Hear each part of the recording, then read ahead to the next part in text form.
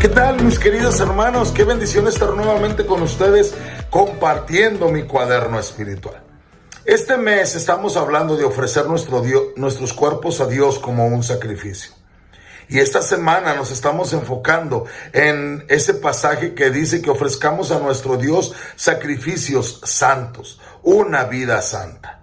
En Primera de Pedro, capítulo 1, versículos 15 dice, sino que así como aquel que os llamó es santo, así también vosotros sed santos en toda vuestra manera de vivir. La santidad no es opcional. La santidad para un hijo de Dios no es opcional. Tú y yo no tenemos la opción de vivir en santidad o no vivir en santidad. Tenemos la responsabilidad de vivir de acuerdo a aquello que ahora somos. Nuestro pasaje dice que un día aquel nos llamó. ¿Quién fue aquel que nos llamó? Un día alguien nos predicó el evangelio y el Espíritu Santo, enviado por el Padre, nos convenció de pecado. Llegó a nuestra vida y nos hizo darnos cuenta que lo que esa persona nos estaba diciendo era cierto. Tal vez tú dirás, hermano, pero es que yo creí estando yo solo. Aquel que envió al Espíritu Santo a convencerte de pecado mientras que leías las Escrituras o mientras que recordabas aquello que alguien te había dicho, eso, en ese momento tú llegaste a ser salvo y aquel que te llamó es santo. ¿Quién es aquel que te llamó? Nuestro Dios, el Padre Celestial. Un día vagábamos por este mundo sin un compromiso con Dios, ni siquiera pensábamos en Dios. Algunos hasta estábamos huyendo de Dios. Pero Dios, que es rico en su misericordia, por su gran amor con que nos amó, nos llamó.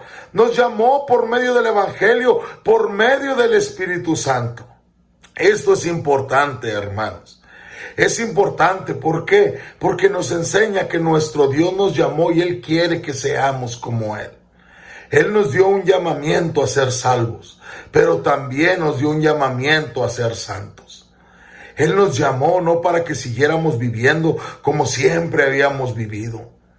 Una vez escuché a una persona decir que así como en Mateo dice que le llamará su nombre Jesús a Jesucristo, dice porque Él salvará a su pueblo de sus pecados. Y es cierto, nuestro Dios nos ha perdonado de los pecados. Pero si una persona sigue viviendo en pecado, continúa viviendo en pecado, la pregunta es entonces, ¿de qué fue salvado? ¿De qué te salvó el Señor si continúas viviendo de la misma manera que has vivido siempre? Aquel que te llamó es santo y te llamó a la santidad. Aquel que te llamó es perfecto y te llamó a la perfección. Aquel que te llamó tiene una excelencia moral y te ha llamado a una excelencia moral. Aquel que te llamó es distinto a todo lo que existe y Él te llamó a que fueras distinto a todos los seres humanos. Tal vez no vamos a ser jamás distintos físicamente. Tal vez nos parecemos a la humanidad y todos nos parecemos en algo, en que tenemos la imagen de Dios. Pero Él nos llamó a ser distintos en nuestra conducta, como dice este pasaje, en toda vuestra manera de vivir. La santidad no es opcional y la santidad no es selectiva. No es selectiva, ¿por qué? Porque tú no escoges en qué aspectos vivir en santidad y en cuáles no. Necesitas ser santo en toda vuestra manera de vivir. Dos cosas podemos aprender de este pasaje. Número uno, la santidad no es opcional para un hijo de Dios. Y número dos, la santidad no es selectiva. Tú no escoges en qué ser santo.